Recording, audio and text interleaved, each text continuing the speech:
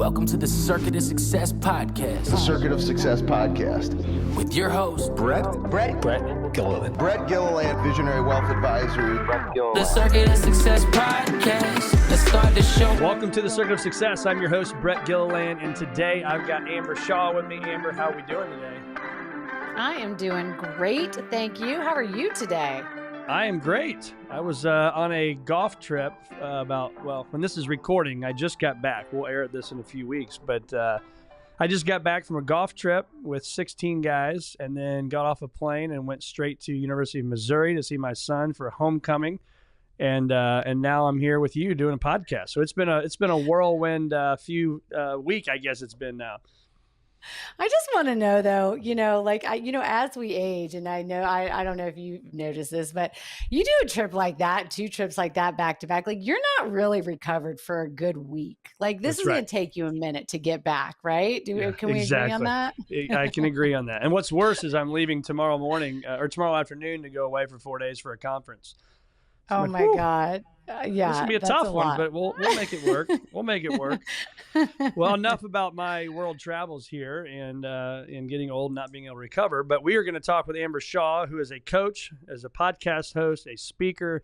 You're helping people all over the country, probably the world. It's amazing some of the stuff that you're doing. But I start every show, Amber, the same way for years, is what's helped make you the woman that you are today? I mean, I would say without a doubt, the hell and back that I've been through. Honestly, my whole story of how I even started my company at 40 years old without ever knowing a thing about being an entrepreneur is because it came out of a very painful divorce. I was married one of my best friends and known each other since we were 7 years old. We were together for about 15 years. And it was a very, very low point in my life. I was getting ready to turn 40. I was going through this tumultuous divorce that I just never thought would be my life. I was starting over with 2 kids. And I was looking at my life and thinking, damn, this can't be it. What is next for my life? And from that is really when I decided to start my company and really pursue my passion and helping others. And that's really what led me to today. But I would not be where I'm at if I had not gone through everything that I had. Did you see something when you were growing up from your parents? Like, what did your parents do? Because, people can go through a nasty divorce and they don't turn it into starting a business, right? So I would assume there's something there that allowed you to either think differently or be very proactive and bet on yourself and believe in yourself to go start a company that's helping people, again, all over the country? I think one of the things for me, definitely it started when I was a kid. Like my dad, I can remember my dad seriously telling me at 8 years old, I don't care what you do, but this is like back in the 80s. Okay. Well, You just better make 6 figures. Like whatever it is you decide to do, you better make 6 figures. So that and also my dad was a big rugby player. He passed away when I was 30, but he had this bigger than life mindset. His mindset and just whole take on life was go big, go hard. That served me well in some areas, but then some other areas of my life, that's not always been the way to go. But yeah, I just think that my dad really instilled in me from a young age, just to just go hard and just really, really push yourself. But I will also say that I think what really set me up for that too was I was in a very successful sales career prior to starting my own company. And I have been 100% commission based since and so if you've always, ate what you kill and being commission based, you just learn, it's you gotta hustle if you're going to make money. And so I think for me, that definitely the combination of the two, just cause I've always made my own damn money. At 23 years old, I bought, a $350,000 house. I was driving around a Mercedes. I had more money than I knew what to do with at that age, but because I've always gone really hard. And so I think that just really set me up for believing in myself that I could do it. That's why I always call it mine an earned check. I've never been given a paycheck. Nobody's ever just said, here, Brett, this is what you're going to make. And I've been 24 years or whatever it's been in the world of finance, and I've earned every dime, right? And it is, because I believe if you wiped out my entire industry and you said you had to go, start a lawn service or do whatever, right? A car wash. I think you would be successful. I think I would be successful because you know how to do it, right? You know how to do the grind. And so what advice would you have for that person right there, right now, that maybe like the 40-year-old, soon to be single mom at that time that's thinking about they want to change their life? What advice would you give them? Just get started. Like I think, and I coach women. This is what I do in my coaching business is I actually coach women who have gone through divorce to start their own online coaching business. Cause I know for me, starting my own business was such an incredible healing source for my desire, from my divorce, because I think that for a few reasons. Number one, it gave me more financial stability. That's like the number one stress for women. And maybe men too, but I'm just speaking from a women's standpoint.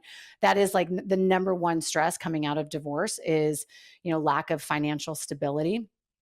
I think also when I really started leaning into something that lit me the heck up, I really started to step into my confidence. That's when I started to take my power back and really believe in myself Yep. again. But I talk to women every day who are in, and even kind of this scenario, maybe not going through a divorce, maybe even just like 40 and looking at their life. Maybe they're experiencing career burnout, like whatever that is. And they know that they're meant for more. They're just struggling to, make that change. And I think what holds people up is that they just they have almost like analysis paralysis, Yeah. right? It's like they just they don't know what they would do. And so they just don't do anything. And sometimes, especially when if you're thinking about starting a business, like you don't have to take this massive action, like quit your job, and sell everything and start this thing. In fact, don't do that. Right. Like that would be dumb, right? But like Yep. you can do simple stuff. Like have you ever taken like a strength assessment? I know that sounds like so simple, but gosh, it can be so Yeah. simple. I mean, I know women that are making 7 figures because they're teaching other women how to organize their house. I know women I know an entrepreneur that makes 7 figures a year, and she has a digital course where she teaches other parents how to get their picky eaters to eat. Like Wow. sometimes, especially in the online space, I think we like way overcomplicate it. I even think just in business in general, because really the key to having a successful business is solving a very specific problem for people who can afford your services. Like that's really it. I mean, I know that that's kind of like a crude way to dumb down business, but honestly, I mean, Right. it's supply and demand. I mean, that's what we're talking about, right? Absolutely. Yeah, I love that. And it's so true. But how do you reframe your mindset, right? To believe that. Because I think we have, if you're like me, a lot of us, we have that person over here that says, hey, go do it. This is a great idea. And then you got the person over here that says, hey, who do you think you are? Or, like things like that. Like I've learned over the years now, it doesn't really bother me, but there are people out there that have that negative talk, that paralysis by analysis that you've talked about. So how do we step through that and start building the bridge as we're crossing the river versus having to have the perfect bridge built? I really think that it starts with showing up for yourself on the daily in little ways, right? I'm sure you've read James Clear, Atomic Habits, talking yeah. about just being, 1% better. But what I find is that, confidence, it's not something that's like siloed, right? I think that confidence starts to spread in other areas in your life when you just start showing up for yourself. So maybe what that looks like, and this is what I always tell people to start with too, is like, first of all, before you even think about like starting a business, like, are you taking care of yourself? Like, are you doing like the basic things that we need to take care of ourselves? Like, are you exercising? Are you showing up for yourself in that way? When you commit that you're going to go to the gym, do you do it? Right? When you say you're going to go for a walk, do you do it? Right? When you say you're going to eat more salads this week or eat better this week, do you do it? When you say you're going to drink, when you say you're going to drink less or you're not going to drink that weekend, do you do it? Right? So it's like starting, because I got to tell you, if you can't even show up for yourself on like those baseline things, like when you commit to yourself and if you don't follow through, you're going to have a real hard time making it as an entrepreneur. Yeah. And so I That's so think true. that, right? Like, are you getting enough sleep? Right? Are you, and just things like that. And so I think that if you're listening to this and you're someone who's really struggling with that confidence, or you're struggling with maybe a little bit of like imposter syndrome, like, oh my God, who am I to teach this? Or who am I to start a business? First of all, I want to normalize that. I don't think there's any entrepreneur, if they were really being honest, said that, oh no, I never had that. Everybody has that. But if you are really struggling with that, I really, and you're trying to get over that, start showing up for yourself. Set 3 goals this week and make it simple. Maybe it's around sleep, nutrition, and exercise, the basic needs of taking care of yourself, and show up for yourself. And do that for a couple weeks in a row and start to see how you feel about yourself. You're going to be freaking proud of yourself, right? And that's how you can start to have some confidence that you're capable of doing stuff. Yeah. Would you agree too that it's the simple baby step first, not like, okay, hey, I haven't done these things ever in my life and I'm laying in bed, or I'm just lazy, or I'm whatever.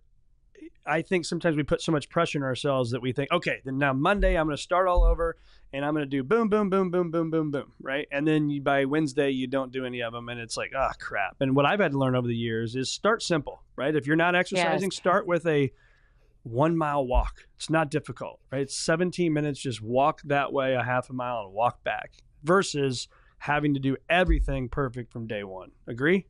Oh my God, 1,000%. For years I coached women in the online and in a sustainable fat loss for women over 40. And I can tell you that that is like that mindset, that like all or nothing mindset. You remember when I said earlier that kind of like go big, go home, all or nothing mindset, it like served me well sometimes, but not well, and others well.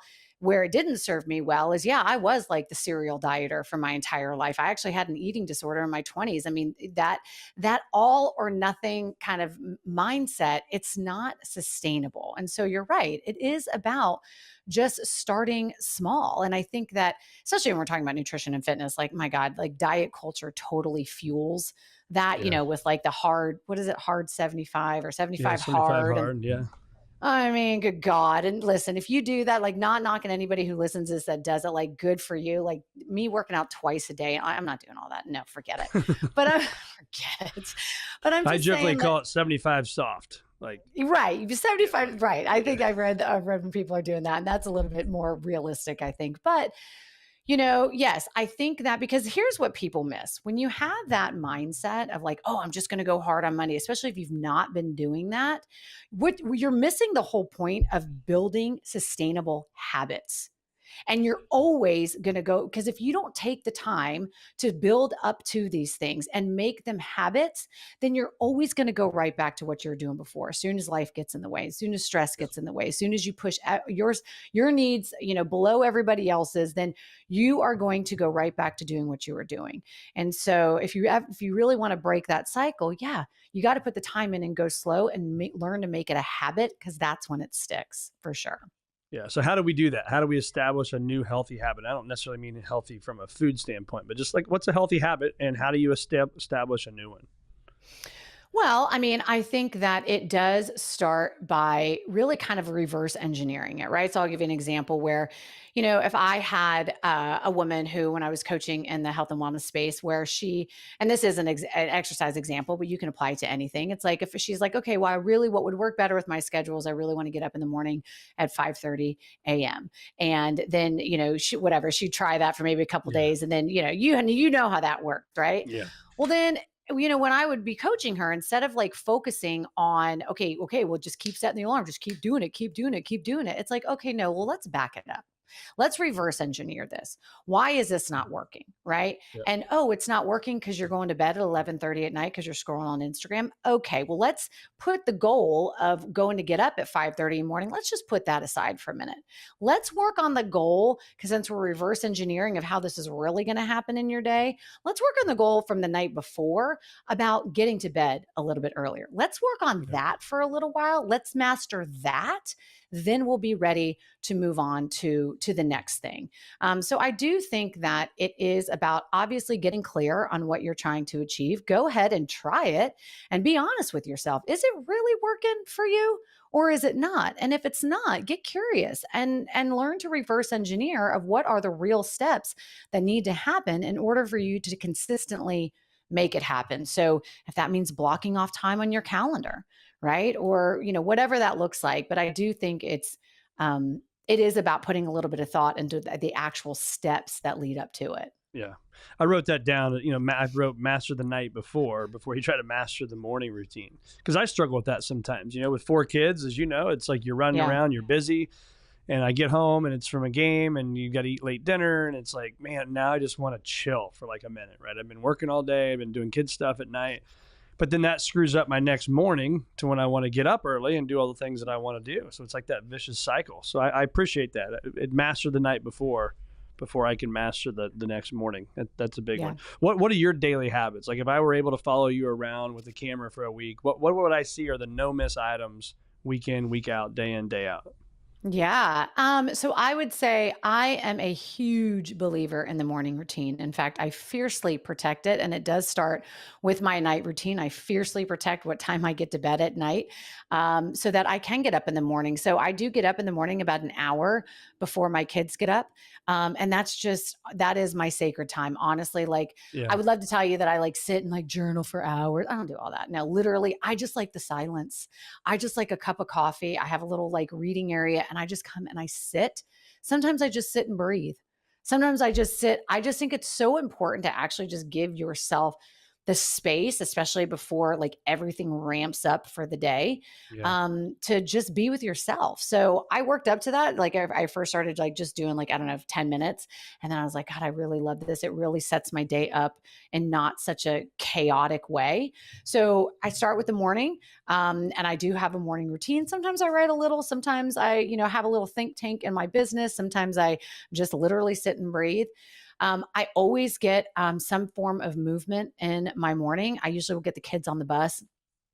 And then, as an entrepreneur, I have some flexibility with this, but I'll usually figure out what kind of workout I'm going to do for the day.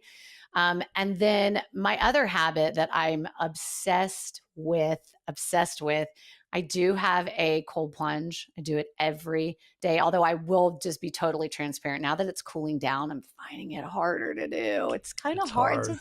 It's hard when it's cold because my plunge is outside. Okay. Which one do you have? Yeah.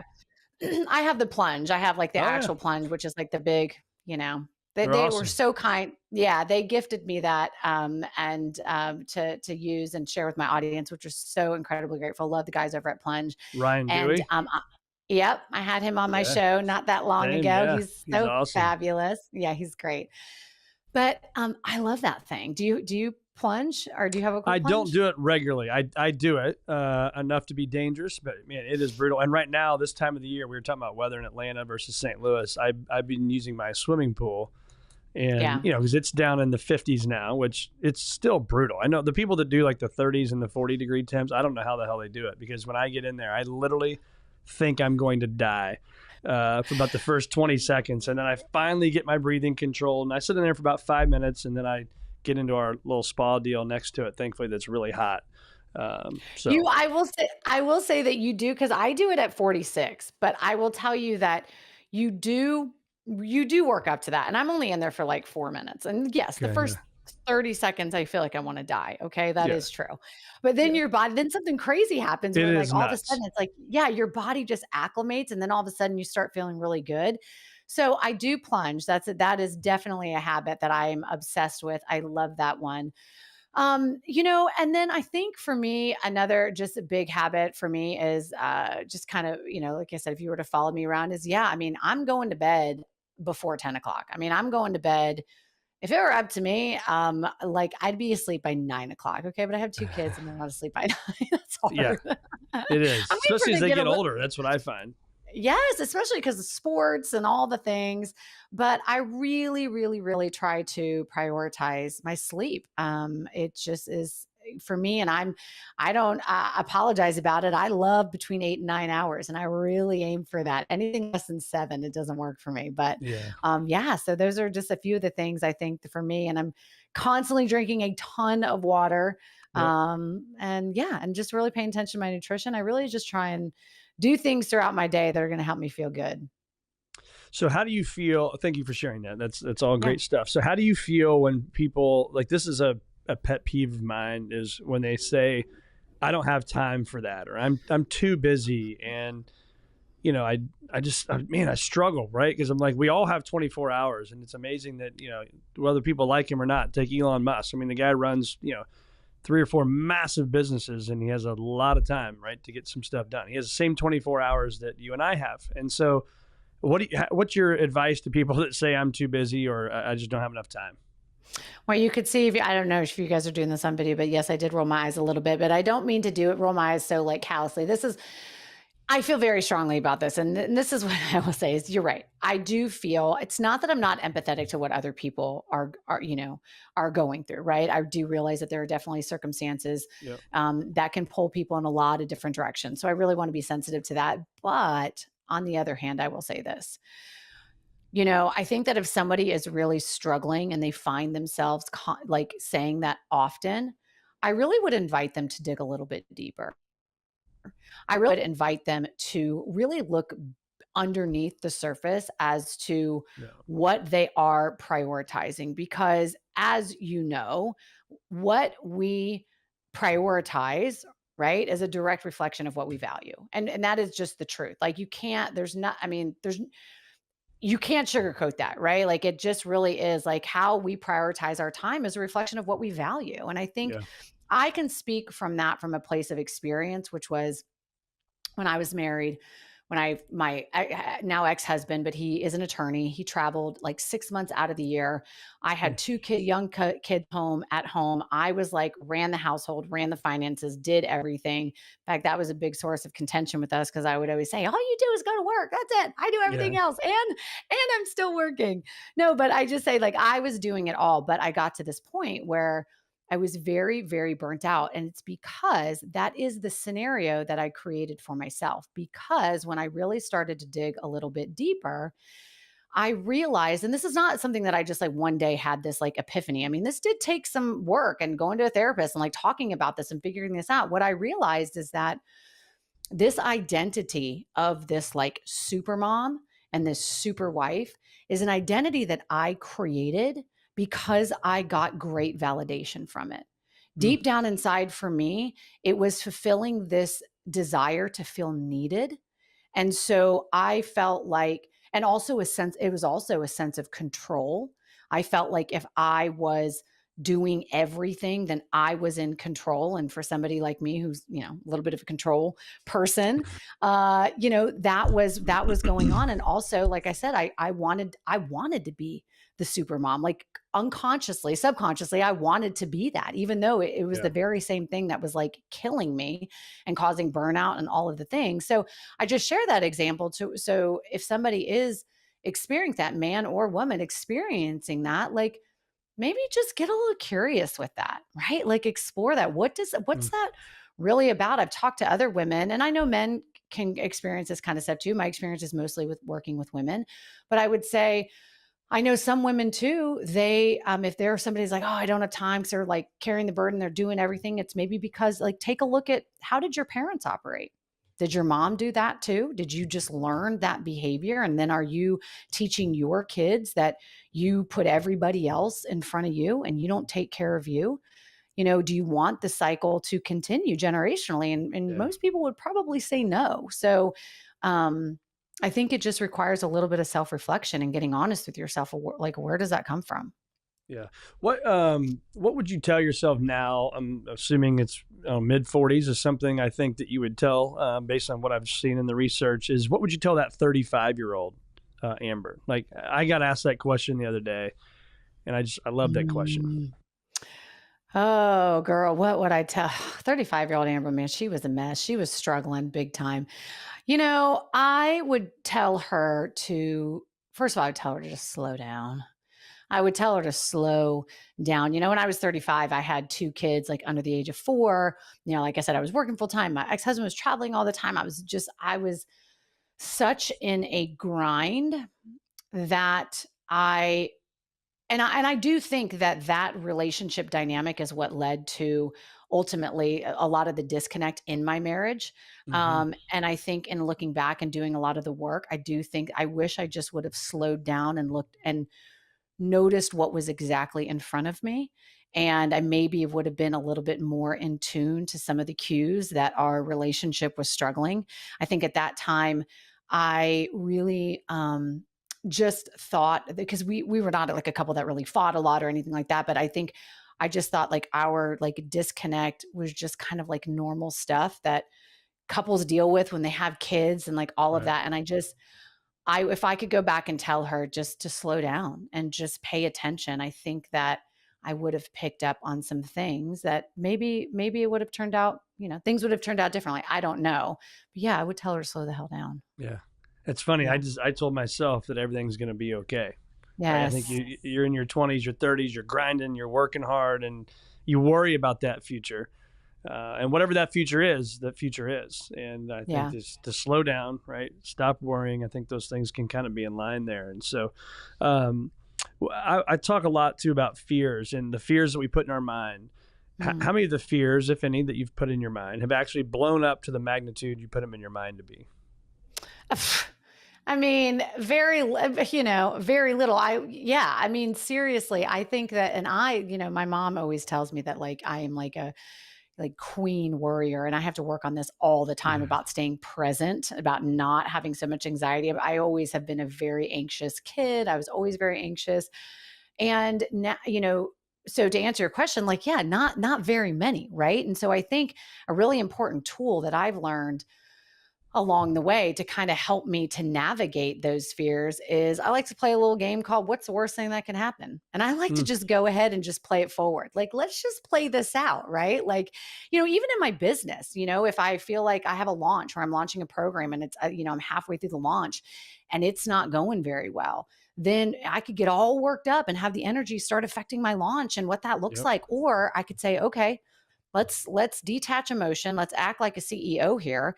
And let's just think about this. If this goes south, what's the next plan of attack? What's the worst that could happen here? Okay, the worst that can happen here, you don't make a sale. Okay, then what? Okay, well, then we're going to do this and pivot. So for me, I think that playing that forward, right? And just being able to think through kind of my next steps and always being a step ahead and always just playing out that it just allows me to, it just takes away, I think, a lot of the anxiety because I'm like, okay, this is the worst that can happen. And I even did that in my divorce. Like, okay, what's the worst that can happen? Okay, you're going to get divorced. Okay, well then let's think about that for a second, right? Yeah. Even when I was starting my business, that was something that I said to myself, okay, what's the worst that can happen? Going back to your question earlier, we were saying like, what advice would you give somebody that's like thinking about starting, right? For me, the biggest thing was like, what if I fail? What if I fail at this business? And then it's like, okay, what's the worst that can happen? Well, the worst that could happen is guess what? You just go back and get a job because that you know how to have a job. You've done that your whole life and that's it. Right. So that's been And I helpful think for that's me. the betting on yourself thing again, though, right? That I think that it sounds like you're good at it. I'm good at it. But a lot of people aren't. And so that's one where I struggle with, which it doesn't make sense to me, but like, how do we build that confidence? Like, how do we build that confidence in ourselves that it's okay? Like, I'm launching a new business as well called Beyond. It's right over here. It's this members only deal. It's going to be, we've got a place people can come and like-minded people get together. They can do work here. They can have a drink here. They can do whatever, right? And there'll be 75 members. And there's sometimes when I wake up in the morning, I'm like, what am I doing? Like, this is crazy. And it's, what if it fails? These are all my friends. And I'm like, dude, shut up. It's not going to fail. And put your work boots on, get to work and get after it. But that's my confidence. How do we build that to the person right now listening to you and I that doesn't have the confidence to go out and start something they're dreaming of starting? Well, I do think it goes back to a little bit of what we were saying earlier, which is like starting small. When you start showing up for yourself, then you start to build that confidence. But bottom line is that you're never going to know unless you try, right? Yeah. So it's like I mean, you could sit and I'm sure you see this all the time on social media. You hear about entrepreneurs talking about, hey, listen, you guys are just seeing like the highlight reel. You have no That's idea right. though. You're not seeing how many times I tried and how many times I actually failed. Like you're just seeing when I finally got it. So you could sit and wonder all day long if you're going to fail, but you'll never really know. I mean, for me, I'm like, shit, I'd rather give it all I got. And if I fail, well, then I fail. And I know that I gave it all I got as opposed to just sitting around spending the rest of my life wondering what could be. Like Yeah. to me, that is just depressing. I'd rather just go all in and figure this out and figure out a way. And guess what? If you are somebody who's thinking about starting a business, you are going to fail a Yeah. lot. You're Well, going and to the try things things. that you're going to fail, you weren't even thinking about, and the things that are going to go well are the ones Yes. you're scared about, right? It never goes the Yes. way you exactly think it's going to happen. No, absolutely not. If it was, everybody would be an entrepreneur, Yeah, right? I mean, yeah, it definitely, but you are going to fail. But I think the key in those failures, and I've gotten to the point now where if I, let's say I am doing a launch or I am, pushing a program or whatever that looks like, I really do. I try to reframe it to not be failures anymore. I always try and look at it as like, okay, what am I going to pivot for next time? And that's really, I think, the difference of like people who really make it as entrepreneurs, right? Is you let go of this failure. Not it's never a failure. And I think this is just true in life, right? Like yeah, if you try something and you quote fail it, it's never a failure if you're learning something from it. And then you just figure out what can I do differently next time, whether that's a relationship, whether that's in business, whatever that looks like. You can't, if you constantly look at things that don't go your way as a failure and you don't bother learning anything from it, well, then you're just going to stay in that cycle. But if you can look at it as like, okay, like this happened and this sucks, yeah, and this is putting me in a really tough position here, but what can I do differently? What can I learn from this? And I think that's what's key.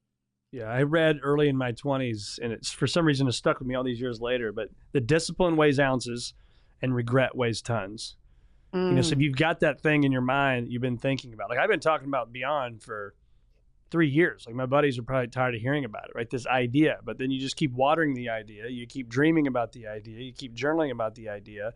And then that thing's going to blossom and it's going to happen, but you got to take action. But for me, yes. I don't want to get to be 75, 80 years old and regret the things that I didn't do.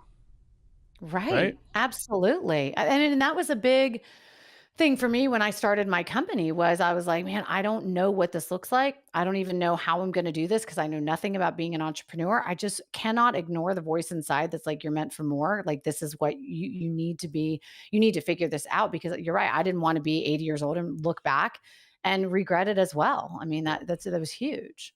Yep. So where do our listeners find more of your programs? I know you've got something coming out in January. Is that correct? Yes, I'm super excited about this. I am going to be launching again. It is a company. It is a program called Renew You, and this is an 8-week program that is really geared for the divorced mom. This is very specific for the divorced mom who really is serious about wanting to create an online coaching business of some kind. Even if they have no idea what that would even look like, Yeah. over this program, I'm really going to be taking women from start to finish of like just concept and idea all the way to getting your first client and all of the strategy and technology, and mindset work and action that has to take place in that space of creating an online business. So I'm really, really excited about this. As I said, when I started my business, because my whole why is helping divorced women to really in midlife to really move forward. And the biggest catalyst for that for me was starting my own business for so many damn reasons. And so I am on a mission to really help women stand on their own 2 feet again and really use their experience and their expertise to create something that they are really proud of and can also make some dang money at. I So love it. that's what I've got going on in January. So I'll share with you guys the interest list link. I've got that going on right now. Yeah, that's what I got rolling in January. I'm going to have you pick a number between 1 and 6. We're going to play the old Instagram game here. It's not really an Instagram game. I just made it up. But let's go from between numbers. It's not loading right now. Between 1 and 6, pick a number. 4. Okay. And between on number 4, between 1 and 3, pick a number. 2. Okay. So we're going to pull this up here and see what this is. How to climb out of debt in midlife. So what made you focus on that? That was your post on October 11th. Understanding money, which is what I do for a living, wealth management. So it's kind of ironic. That's what we're picking. Navigating debt and financial anxiety, essential financial habits for midlife women, and more. Talk to us about that. Why is that important to you? For why is navigating debt? Is that Yeah, well, why you is put it on navigating there, debt? right? Yeah, You put it yeah, on your social media. yeah. It means it was important. You wanted people to be aware of it, and talk to us about that. Yeah, I mean, I just think that, debt, I think as we've been kind of talking about, You know, financial stability and security, I think for really any human being, I think is a really big deal. But I do think it is a particularly like sensitive topic for women coming out of divorce, especially I know I experienced it going from two incomes to one. And debt is I know for me, is like the biggest cause of anxiety.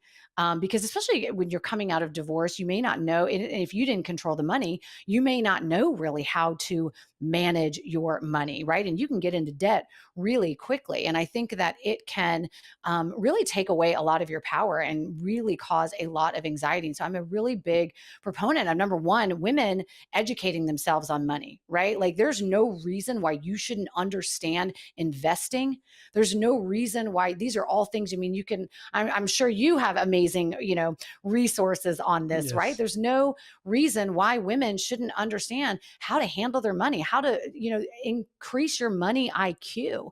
I mean, that was a huge, huge thing. And I think that was a huge thing for me that really gave me a lot of power. And when I really educated myself on investing and debt and how to climb out of debt and how to keep myself out of debt and how to change my mindset around money and debt and all of that, that really changed the game for me. I became just less anxious all the time worrying about it, but I also became a better entrepreneur, Yeah. just understanding that. So I really think women increasing their money IQ is huge and so important. And to be honest, there's no excuse why women should not be knowledgeable about money and where it's going and how to spend it and how to invest it. That's right. Well, those people can call us that don't understand it, right? That's They can right. call That's Visionary right. Wealth Advisors. We've got great people, men and women, that can help serve those that are in need. So, well, where do our listeners find more of you? What's your website, Instagram? Where should we send them? Yes, for sure. Well, come find me on Instagram. I actually do all my own Instagram. So I'm the one in my DMs. And so I love to connect. If you heard something today that inspired you, or you heard something that you've got a question on, or you want some advice on, come over to Instagram, send me a message. I'm at MS Amber Shaw. So Ms. Amber Shaw. And then you can also head over to my website, ambershaw.com. So come over. And Awesome. also, I have a podcast, the Wellness Revolution podcast. This is for helping women in midlife to get unstuck. So you can check I me out love over there it. too. Yeah. Amber Shaw, you've been awesome. Stay with me on here when I hit end, but it's been awesome having you on the Circuit of Success podcast. It's been an honor. I love the conversation. Thanks.